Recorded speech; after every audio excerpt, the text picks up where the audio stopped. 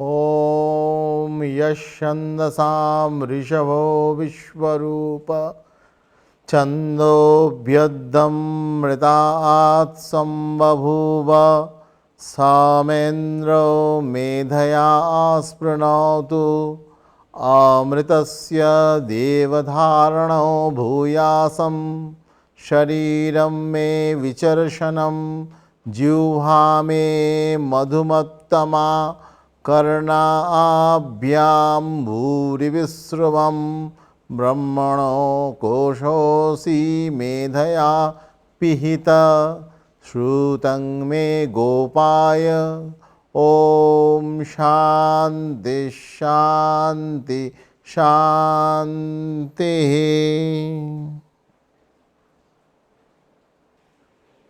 There is a big fight between the scholars of yoga and the scholars of Vedanta regarding the supremacy and the conflict of their own systems. The yogis consider Vedanta as something which is illusory, utopian and impractical, whereas the Vedanta scholars considers the yogi as the people who have not attained realization. To resolve this conflict, to find the inner harmony amongst the diversity, we have to know in essence what does Vedanta mean and what does yoga mean. Vedanta, unfortunately, is often identified with the Advaita Vedanta of Acharya Shankara.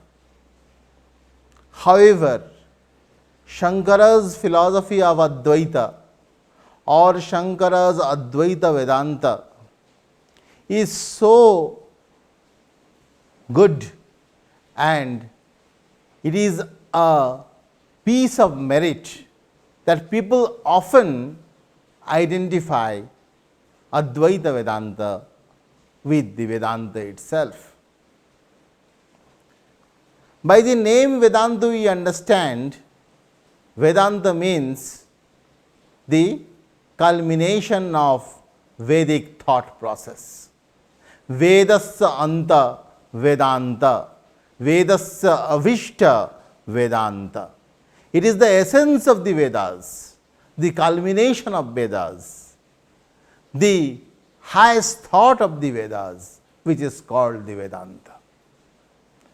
Acharya Shankara himself also identified Vedanta with the Upanishads, which are really the essence of the Vedas. The texts of Upanishads constitute the knowledge system which is called Vedanta.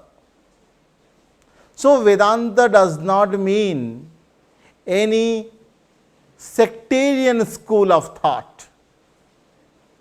Vedanta does not mean any philosophy which is supported by a band of scholars. Vedanta means universal wisdom which is enshrined in the pages of the Upanishads. And what does the word Upanishad mean? Upanishad means knowledge par excellence. Upanishad also means the system of knowledge, the collection of texts, the proximity of which dispels ignorance totally and completely.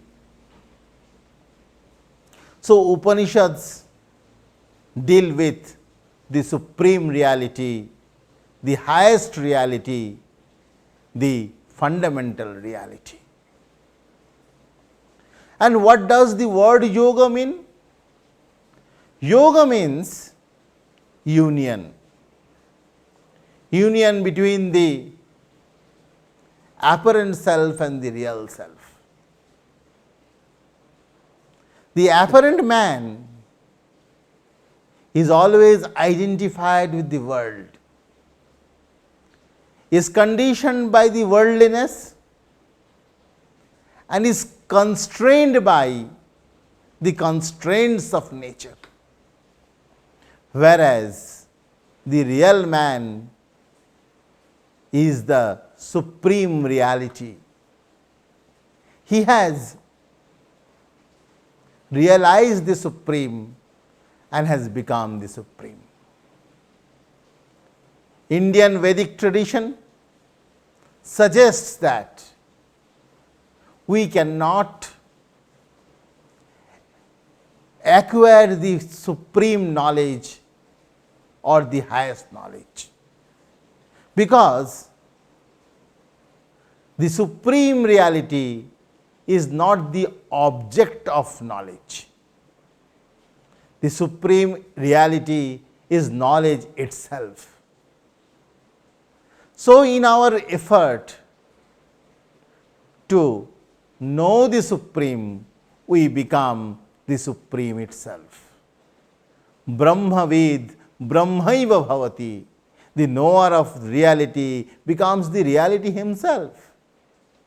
Therefore, yoga suggests that we have to take up the practices following which we reach the highest state of existence, the highest state of realization, when we become one with the fundamental reality, we become one with our own real nature. What is our own real nature? Our own real nature is Nitya, Shuddha, Buddha, Mukta. We are eternal, we are pure, we are aware, we are free.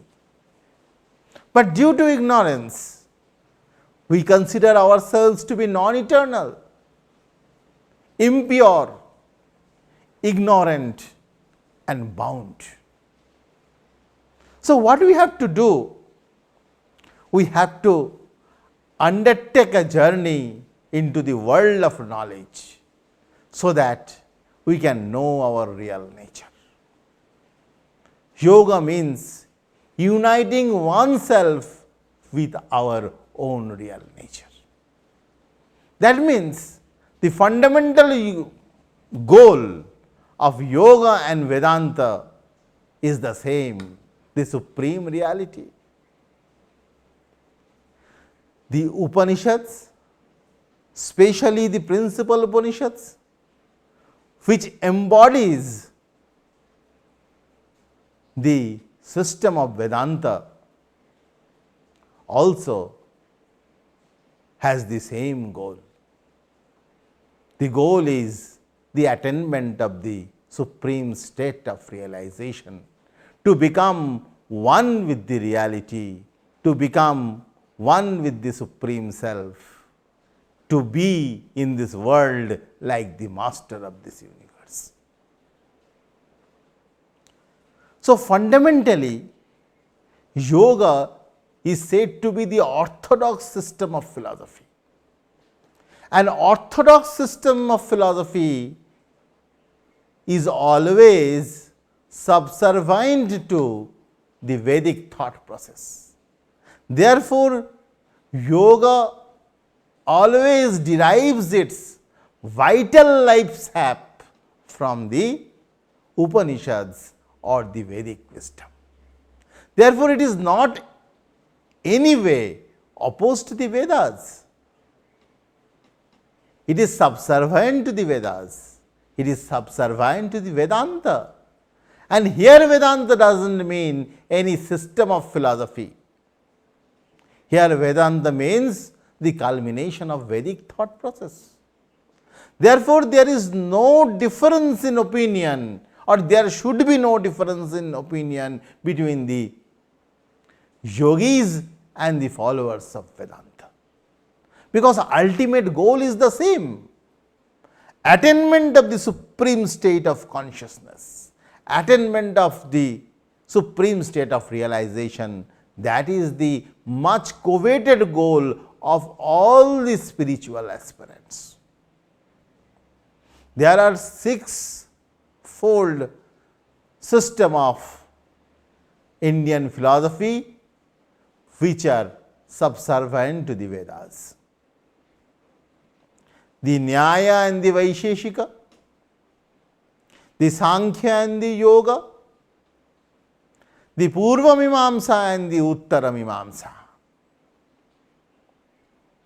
These are the six systems of philosophy which sprung up from the basement of Vedas, or we can say which has sprung up from the Upanishads itself.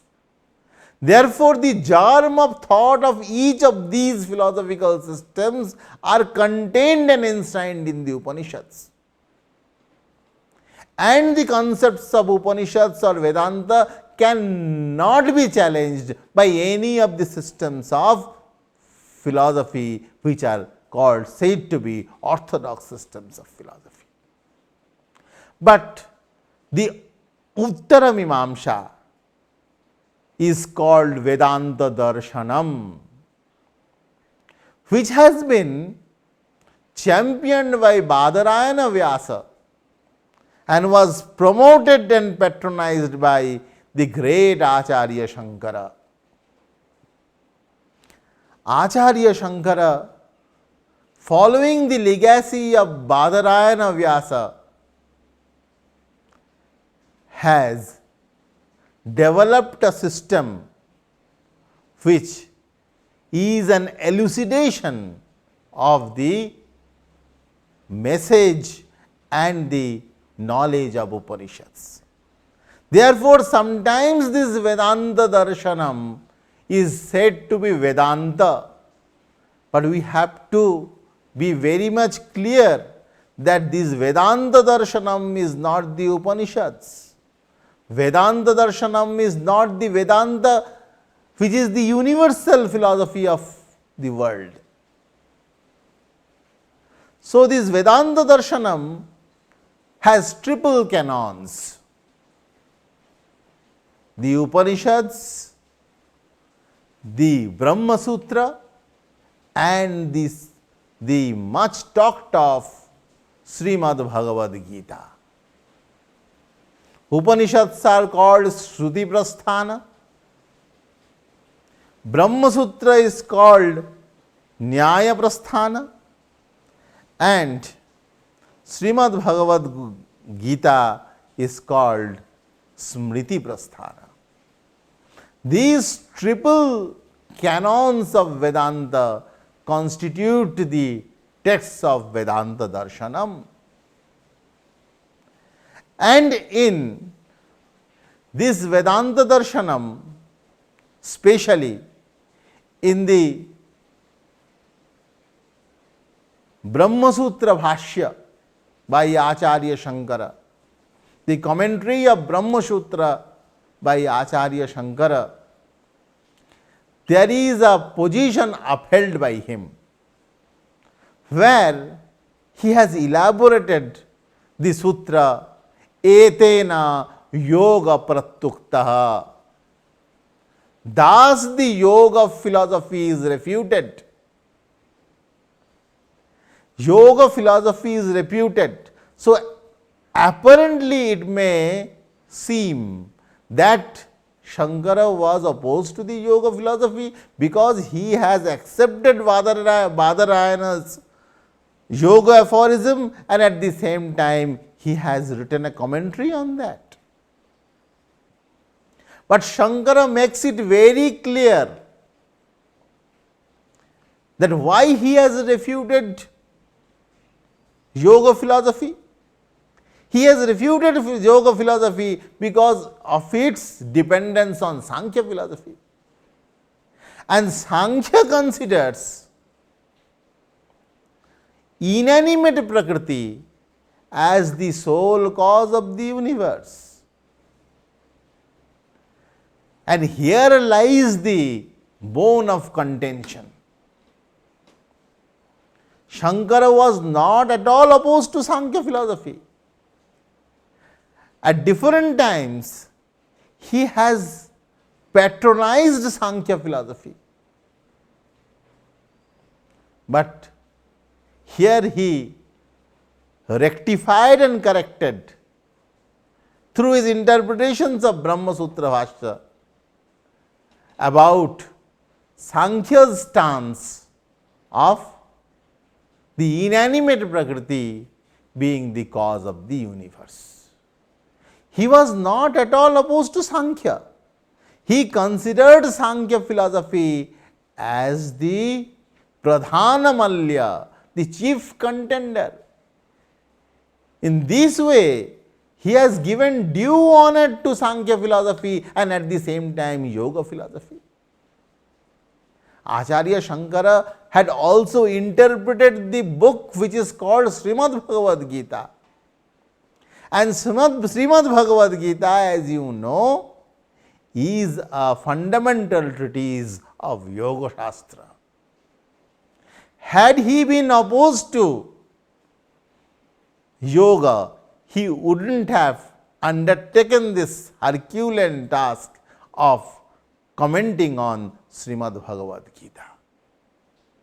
Therefore, we must know that although there is an apparent difference, but there is an underlying harmony.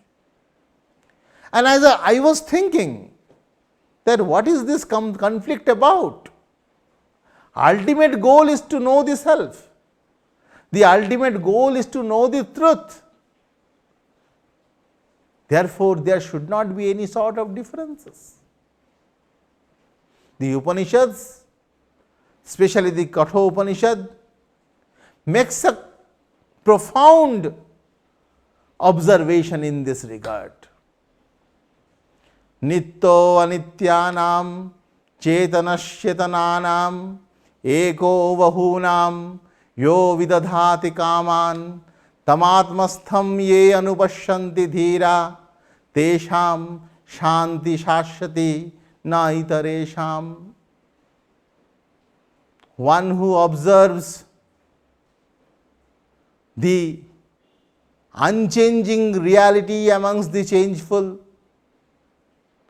who observes the one amongst the manifold, one who observes the consciousness amongst the conscious principle, one who realizes that reality, who fulfills our desire, one who realizes this at heart, only to him lies the eternal peace, and to none else, and to none else, and to none else. Thank you.